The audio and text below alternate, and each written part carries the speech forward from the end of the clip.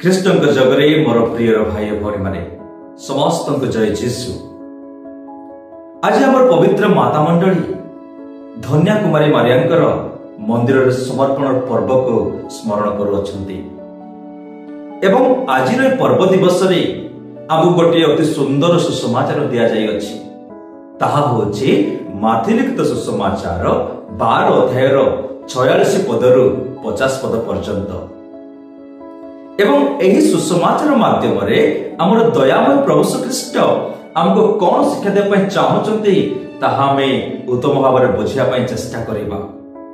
କାରଣ ଏହି ସୁସମାଚାର ମାଧ୍ୟମରେ ସେହି ଦୟାମୟ ପ୍ରଭୁ ତାଙ୍କର ମାଙ୍କର ପ୍ରଶଂସା କରିବା ପାଇଁ ଚାହୁଁଛନ୍ତି ଏବଂ ତାଙ୍କ ମାଙ୍କୁ ଆମେମାନେ ମଧ୍ୟ କିଭଳି ଭାବରେ ଗୋଟିଏ ଆଦର୍ଶ ଭାବରେ ଗ୍ରହଣ କରିବା ତାହା ଶିକ୍ଷା ଦେବା ନିମନ୍ତେ ଆମକୁ ଏହି ସୁସମାଚାର ମାଧ୍ୟମରେ ସେ ଶିକ୍ଷା ଦେଉଛନ୍ତି।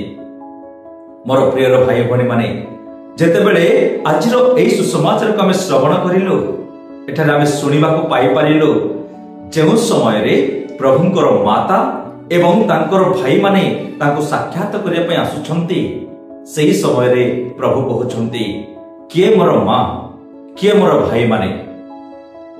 ଏହି ପ୍ରଶ୍ନ ପଚାରିବା ଦ୍ୱାରା ପ୍ରଭୁ ଆମକୁ କଣ ଶିକ୍ଷା ଦେବା ପାଇଁ ଚାହୁଁଛନ୍ତି ତାହାକୁ ଆମେ ଗଭୀର ଭାବରେ ବୁଝିବା ପାଇଁ ଚେଷ୍ଟା କରିବା। ସେ ତାଙ୍କ ମାଙ୍କୁ ଅପମାନ କରିବା ନିମନ୍ତେ ଏହି ବାକ୍ୟ କହିନାହାନ୍ତି, କିନ୍ତୁ ତାଙ୍କ ମାଙ୍କୁ ପ୍ରଶଂସା କରିବା ନିମନ୍ତେ ଏହି ପ୍ରଶ୍ନ ପଚାରିଛନ୍ତି। ତାଙ୍କ ମାଙ୍କୁ ଆମେମାନେ ମଧ୍ୟ କିଭଳି ଭାବରେ ଗୋଟିଏ ଆଦର୍ଶ ରୂପେ ଗ୍ରହଣ କରିପାରିବା ଆମକୁ ବୁଝାଇ ଦେବା ନିମନ୍ତେ ଏହି ପ୍ରଶ୍ନ ପଚାରିଛନ୍ତି। କିନ୍ତୁ ଦୁଃଖର କଥା, ଆମର ଖ୍ରୀଷ୍ଟୀୟ ବ୍ୟକ୍ତିମାନଙ୍କ ମଧ୍ୟରୁ କେତେକ ଭାଇମାନେ ଏହି ବାକ୍ୟକୁ ନେଇ ଆମକୁ ଅନେକ ପ୍ରକାର ପ୍ରଶ୍ନ ପଚାରିଥାନ୍ତି। ଯେତେବେଳେ ସ୍ୱୟଂ ପ୍ରଭୁ ଶ୍ରୀଖ୍ରୀଷ୍ଟ କହୁଛନ୍ତି କିଏ ମୋର ମା, କିଏ ମୋର ଭାଇମାନେ, ତାହେଲେ ତୁମେ କାଥଲିକ ମାନେ କଣ ପାଇଁ ମା ମାରିଆଙ୍କୁ ଯୀଶୁଙ୍କର ମା ବୋଲି କେତେ ସମ୍ମାନ କରୁଛ? ମୋର ପ୍ରିୟର ଭାଇ ଭଉଣୀ ମାନେ, ଯେତେବେଳେ ଆମେ ଏହି ବାକ୍ୟକୁ ବା ଏହି ପ୍ରଶ୍ନକୁ ଯଦି ଗଭୀର ଭାବରେ ବୁଝିବା ଆମେ ଜାଣିପାରିବା।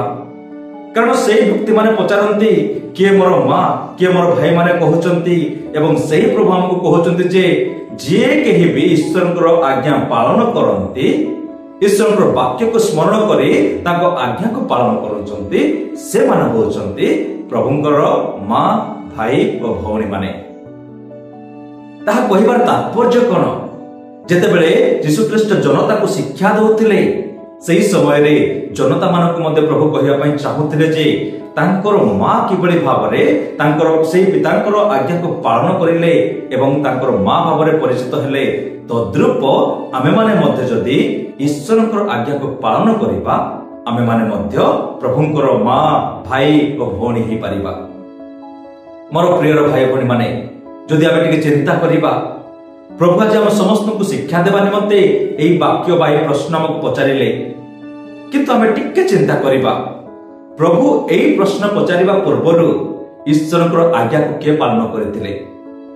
ଦୟାମୟ ପ୍ରଭୁ ଶ୍ରୀଖ୍ରୀଷ୍ଟ ଏହି ଧରାପୃଷ୍ଠକୁ ଆସିଲା ପରେ ଆମ ସମସ୍ତଙ୍କୁ ଏହି ଶିକ୍ଷା ପ୍ରଦାନ କରୁଛନ୍ତି। କିନ୍ତୁ ପ୍ରଭୁ ଆମକୁ ଏହି ଶିକ୍ଷା ଦେବା ପୂର୍ବରୁ ଈଶ୍ୱରଙ୍କର ଆଜ୍ଞା କିଏ ପାଳନ କରିଥିଲେ?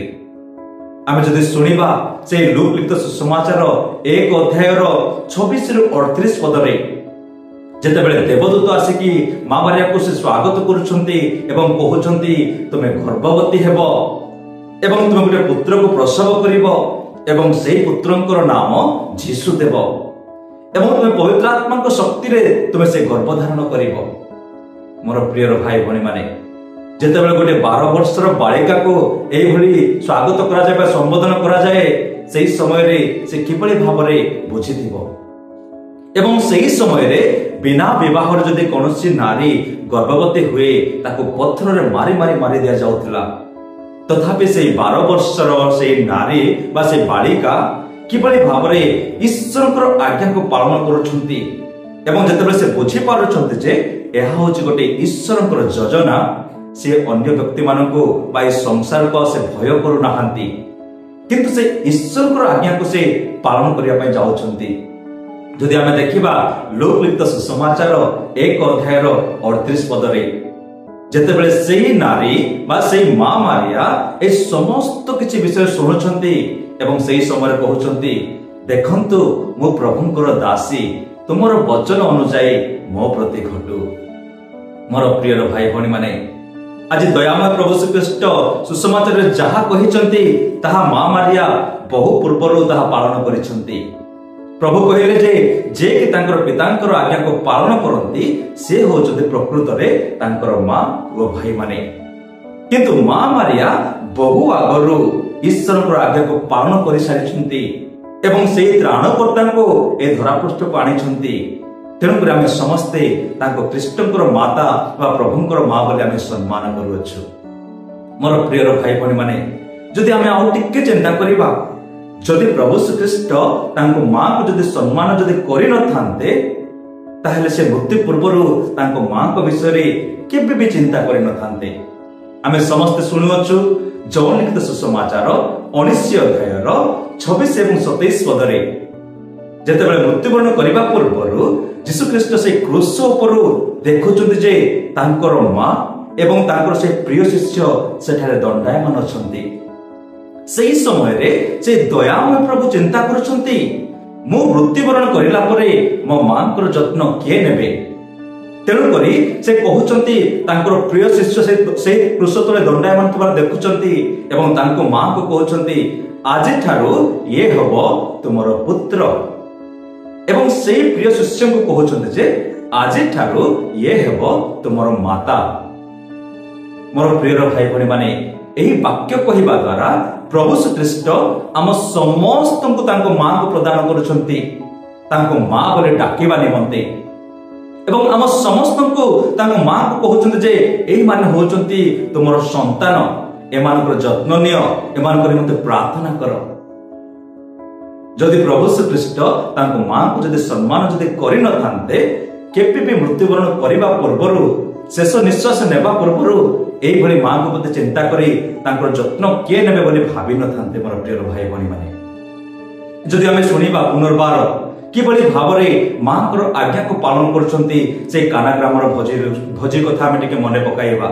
जौन लिखित सुसमाचार 2 अध्याय 1 ରୁ 5 पद जदि आमे देखिबा जदि से 3 पद देखिबा से काना ग्राम रे जेतेबेले द्राक्षारस समाप्त हो जाउ अछि सेही समय रे किबळी भाबरे मां मारिया से लोकमान को कहउछंती जहन 2 अध्याय 3 पद रे से तुमन को जहा कहिबे ताहा तमे करो। जेहेतु मां तांको कहउछंती एवं मां जानिछंती जे एई भली भाबरे तांकर पुत्र तांकर प्रथम आश्चर्य कर्म करिवार आवश्यक अछि। प्रभु श्रीकृष्ण तांको मांकर प्रार्थना को रक्षा करी से जल को द्राक्षारस से परिणत करूछंती। मोर प्रिय भाई भौणी माने आज सेही मां को किबळी भाबरे हम समस्ते आदर्श भाबरे ग्रहण करि परिबा एवं से मां को भली आमे माने किबळी ईश्वर आज्ञा को पालन करी यीशु ख्रीष्टंकर भाई और भौणी होई परिबा बा मां बापा होई परिबा सेथि निमंते हमको शिक्षा दउछंती। जेमिति सेही 12 वर्षर बालिका ईश्वर आज्ञा को पालन करिले एवं प्रभुंकर मां होई परिले तद्रूप मध्य आमे माने जदि ईश्वर आज्ञा पालन करिबा आमे माने मध्य प्रभुंकर परिवार रो गोटे गोटे सदस्य होई परिबा। मोर प्रिय भाई भौणी माने आज रे पर्व दिवस रे आमे एहा शिक्षा पाउछु जे आमे किबळी भावरे प्रभुंकर आज्ञा पालन करी आमे मध्य से ख्रीष्ट परिवार गोटे गोटे सदस्य होई परिबा। तेणु करी आसंतु मोर प्रिय भाई भौणी माने आमे समस्ते ईश्वर वाक्य को पालन करिया चेष्टा करिबा एवं मां माने को भली आज्ञाधीन होबा पय चेष्टा करिबा। प्रभु भय भक्ति जीवन यापन करिबा जहा द्वारा दयामय प्रभु आम समस्त को मध्य आशीर्वाद करिवे एवं तांकर परिवार रो गोटे सदस्य करिवे।